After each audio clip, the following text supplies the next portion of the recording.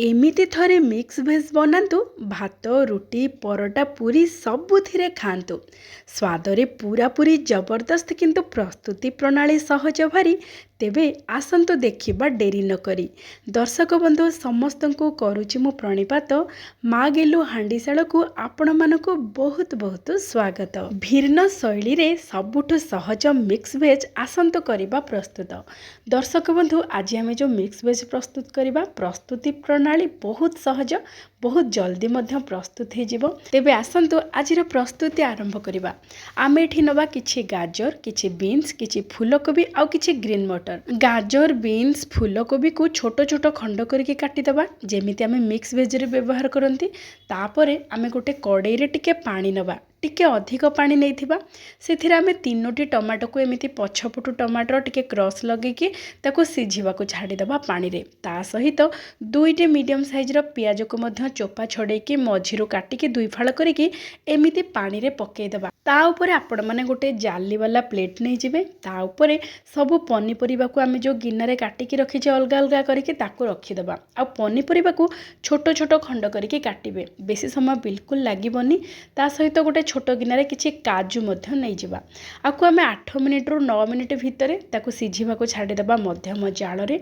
सेई भितरे परिबा 80 रु 90% सिझी जाइथिबो।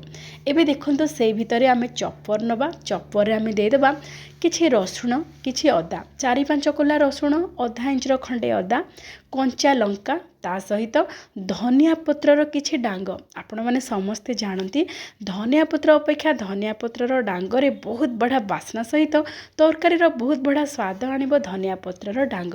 ता सहित किछि मेथी सागर मध्य डांग नबा। आमे मेथी साग भी व्यवहार करबा हमर मिक्स वेज रे किंतु तार डांग नेले बहुत बड़ा बास्ना बहुत बड़ा स्वादिष्ट होइकी हमर ए मिक्स वेज प्रस्तुत हबो। एबे आमे याकु चॉप करि देबा। एमिति इलेक्ट्रिक चॉपर रे जदि चॉप करिए बड़ा भाबरे चॉप हो जिवो। एठी देखंतु 7-8 मिनिट भितरे हमर सब पनीपरिबा स्टीम हेकी 80% खंडे सिझी जाइछि। आउ तळे पियाज टमाटो मध्य बढ़िया भाबरे सिझी जाइछि।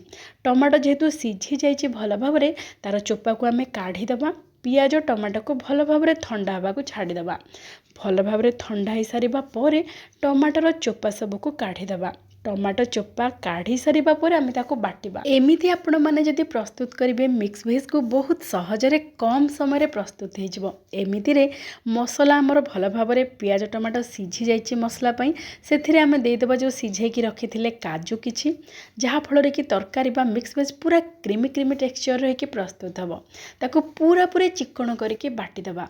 सेई भितरे हमर पनी परिबा मध्य एकाथरके 80% खंडे बढ़ा भाबरे सिझी जाइछि बांफरे। सेई भितरे देखंतु आमे कोन करबा ना किछि पालंग साग आउ किछि मेथी साग को भल भाबरे धोई के गुंड करके काटी के नै जिबा। आपण माने एमिति मिक्स वेज निश्चय प्रस्तुत करिथिबे अलगा अलगा सब पनी परिबारे किंतु एमिति मेथी साग पालंग साग सहित थरे प्रस्तुत करंतु देखिबे स्वाद पूरा पूरी अलगा रहिबो बहुत बढ़िया रहिबो। एठी आमे तेलर व्यवहार न करिके घियो रे प्रस्तुत करिबा बहुत बढ़िया लागिबो। 2 बड़ चामच घियो सहित अल्प टिके दे दबा जीरा। जीरा फुटी गला परे आमे जो छेचिकी बा आमे जो चॉप करके रखिथिले सब मसला को रसुण अदा ए सब को ताको बढ़ा भाबरे 2 मिनिट खंडे भाजी दबा मीडियम फ्लेम रे। एठी देखंतु मसला सब भाजी ही गला परे जेतेबेले तेल बाहरिबा को लागिबो सेही पर्यंत भाजिबे बहुत बढ़िया बास्ना आसीबो आ बहुत बढ़िया स्वाद मध्य आसीबो तरकारी रे एमिति जदि भाजी की प्रस्तुत करिवे। एबे देखंतु मसला बढ़िया भाबरे कसी हे गलानी। एबे आमे कोन करबा ना जो पालंग साग आ मेथी साग को गुंड करके काटिथिले ताको एठी दे देबा। आपण माने जेतेबेले मिक्स वेज प्रस्तुत करूथिबे निश्चय शेष रे कसूरी मेथी भाजी की आपण माने व्यवहार करंती ना किंतु एमिति ताजा मेथी सागरे मिक्स वेज प्रस्तुत करंतु देखिबे स्वाद बहुत बढ़िया रहिबो। जेहेतु शीत दिने मेथी साग प्रचुर मात्रा रे मिलुची आपण माने मिक्स वेज रे कसूरी मेथीर व्यवहार न करिकि एमिति ताजा मेथी सागर व्यवहार करंतु। आ गोटे टिप्स हैला ताको भल भाबरे भाजी कि नेबे जेतेबेले मसला सहित कसैबे भल भाबरे भाजी देबे बहुत बढ़िया स्वादिष्ट लागिबो तरकारी रे। एबे आमे कोन करबा ना जो 80% खंडे सिझी जाइछि हमर सब पनीपरिबा फूलकोबी बीन्स गाजर ता सहित ग्रीन मटर बढ़िया भाबरे सिझी जाइछि।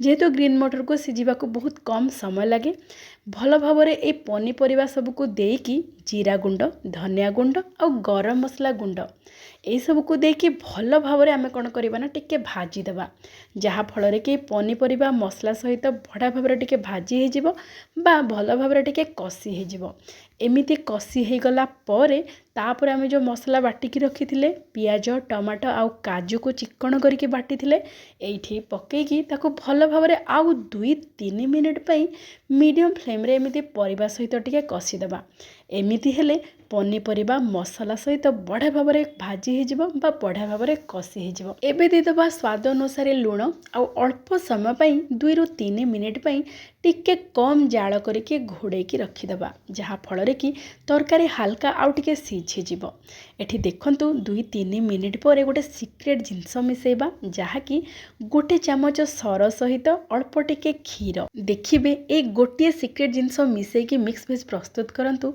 एते स्वादिष्ट लागिबो पूरा पूरी क्रीमी टेक्सचर पूरा बढ़िया लागिबो पूरा होटेल ठू भी स्वादिष्ट एठी देखंतु मिक्स वेज रे हमर पनीपरिया बढ़िया भाव में सिझी गलानी एबे हमें किछि पनीर पकईदेबा पनीर को आम छोट छोट खंड करके नहींचु आपण मैंने चाहिए पनीर को टिके घीरे भाजिकी नहीं पारे आहुरी स्वादिया लगे किंतु मु बिना भाजिकी कंचा पनीर देछि पनीर दे सारिबा परे आ 2-3 मिनिट फुटईदेबा जहाँफल कि पनीर पूरा पूरी नरम हो एबे देखंतु आमर प्रस्तुत हो जाइए पूरा लटपटा मिक्स वेज होटेल ठू भी स्वादिष्ट तापर आम 2 बड़ चामच क्षीर उपर जो सर पड़ जाए से सर को भल भाव में फेंटीदेबा उपरे देदेबा स्वाद पूरा जबरदस्त रहिबो किछि कटा धनिया पत्र पकईदेबा गरमा गरम आपण माने परसी देबे भात सहित हो रुटी परोटा पूरी नान सबुथिरे बहुत बढ़िया लगिबो आजिर प्रस्तुति आपण मानको केमिति लागिला विनम्रतार सहित अनुरोध निश्चय जणेबे तेबे आजि पई एतिकी जय जय जगन्नाथ।